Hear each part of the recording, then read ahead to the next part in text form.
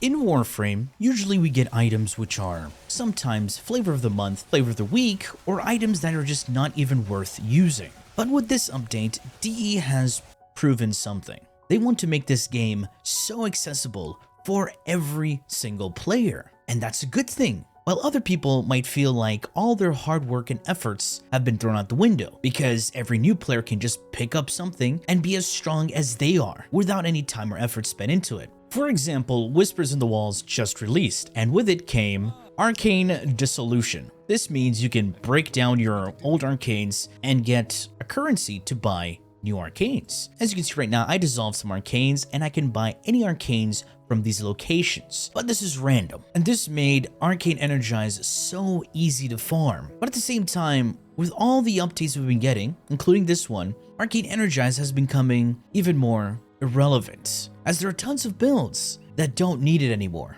because of the different ways we can substitute that arcane. And one of those substitutions is the new Grimoire. What's good, folks? It's Nightmare Frame here with a new Warframe video. I do apologize for that long-winded introduction, but just wanted to give you a little bit of insight on what's to come. Because I assure you, this weapon is going to become very, very useful for a lot of players. But believe it or not, it's not going to be for damage, but for utility. Right now, if you look at Epitaph, people don't necessarily use this weapon for damage. It is one of the most meta primers in the game, as it can provide you with several status effects without even modding for it, to boost your damage or to crowd control enemies, or to even synergize with specific builds. Hey Nightmare, what exactly are you saying? Well, I'm saying the Grimoire is like the Epitaph. It may have ordinary stats, not bad stats, but I would not use this weapon for damage. Let's go check out how this weapon works first of all.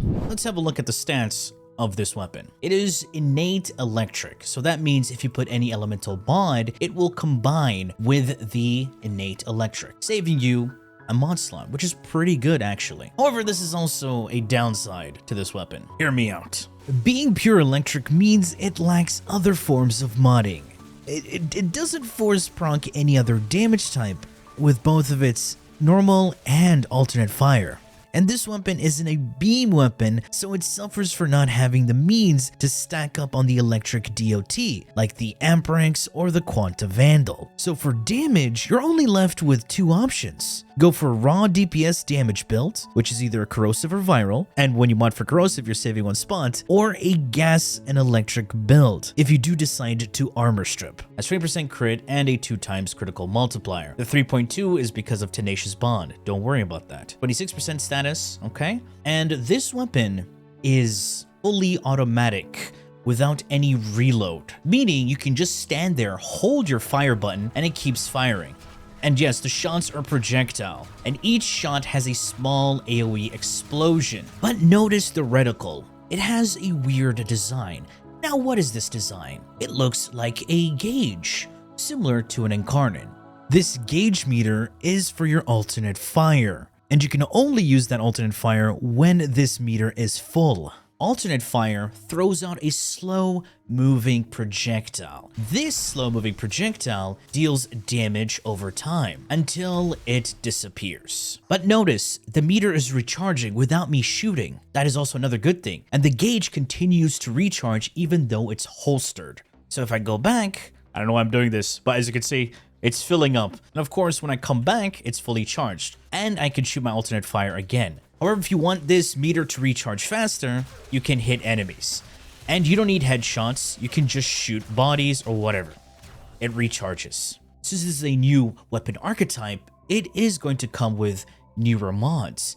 Take a look at this section right here, the Tome mods. Yes, these are all the new mods. Some of them are Exilus mods, while the others are not. All of these mods are utility-based, nothing to do with damage. Unfortunately, for those thinking, oh, maybe we can do some crazy damage, nah, it's just utility-based. Let's take a look at the invocation mods. We have Netra Invocation. This increases ability efficiency with alternate fire. You don't have to kill anything, just throw your alternate fire, and boom, you get efficiency. It just has to hit enemies. Vom Invocation gives you strength.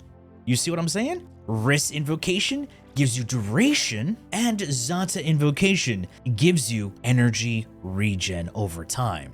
3 of these stack up to 15, while the energy one is at 10, which is just fine. It's just fine. For example, here we have Fast Canticle, which I did use on my recent Corvex video. Go check it out. Killing enemies will grant you shield recharge and recharge delay. Now, this says killing enemies grants this, but there's a problem with this weapon. It just doesn't have enough damage. However, these other mods don't require kills. Just alternate fire has to hit an enemy. And no, you cannot have all the invocation mods together. You can only have one invocation mod at a time. However, you can have an invocation mod and an Exilus together. Here's another downside to this weapon. It's not great against nullifiers. It just gets pushed back. The alternate fire just gets pushed back. As you see right there, every shot is then ricocheted off of the nullifier bubble. And just for something like Xanta's Invocation that gives you energy regen over time, it is amplified to the next level thanks to Nourish. Let's take a look at the energy right now. We're going to throw the alternate fire. And we're getting quite a bit back. Not bad. Now, what happens when we use Nourish alongside this mod? Well, it's crazy. Look how fast it's going. So yeah, this with Nourish is insane. Okay, after a little Forma session, also what is going on with his head? After a little Forma session, I did manage to make 2 usable builds. When I say usable, but they're just not that good compared to other weapons. This particular build right now is a gas build, and it's heavily reliant on armor strip and some priming. Let's check it out. And of course, I'm using Zaku here because I have Xanta's Whisper and armor strip. So we lock enemy in place, armor strip. It's killing something, right? You have to realize these guys are armor stripped. And I'm dealing gas. And electric, of course. You know what's even funnier is that any other weapon can do this. Also, not only am I buffing this damage with armor strip, but I'm also using Xanta's Whisper. Let's take a look at the other loadout. And this second loadout is a corrosive damage build. I'm pretty sure you've realized something. Both of them require a primer. Like here, the Dariga. Building up stacks of Merciless. That's going to be my main base damage. So yeah, it's killing stuff. If I were to use the Torrid right now, alright, it's not even in the incarnate mode and it's still killing faster than the freaking tome. But yeah, and we're killing stuff. I'm using one of the Exilus mods that increases the fire rate because this weapon needs a lot of fire rate. So, not only the Exilus mod to give fire rate, but also Arcane Velocity. And here we're getting the aid of the Dariga to proc multiple status effects, so I get that Condition Overload buff. So the corrosive build is pretty straightforward. It is missing a mod, but the final mod can be literally whatever you want. Additional fire rate is something that I highly recommend. So yeah, you can just put another Forma here, or you could use one of the new mods here for some utility, while also dealing some damage. While the other one is gas. This one requires you to armor strip.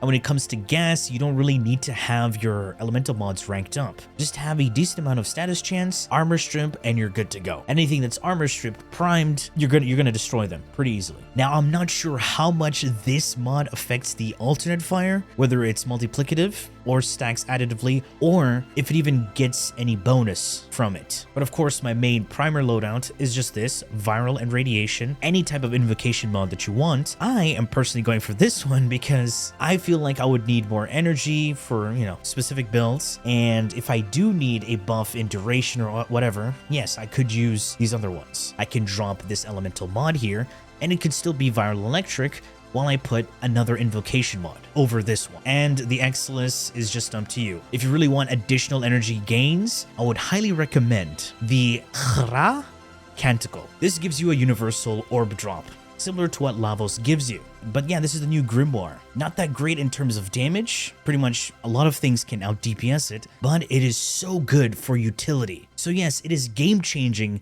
in ways that it's going to affect future builds. But as you saw, it's not doing so well in the damage department. A very flexible tool to have in your arsenal, because not all your weapons have to be there for damage. Anyway folks, that has been it from this video. I do hope you enjoyed and learned something from it. And if you did, please feel free to leave a like, share, and subscribe for more Warframe content, streams, and so much more.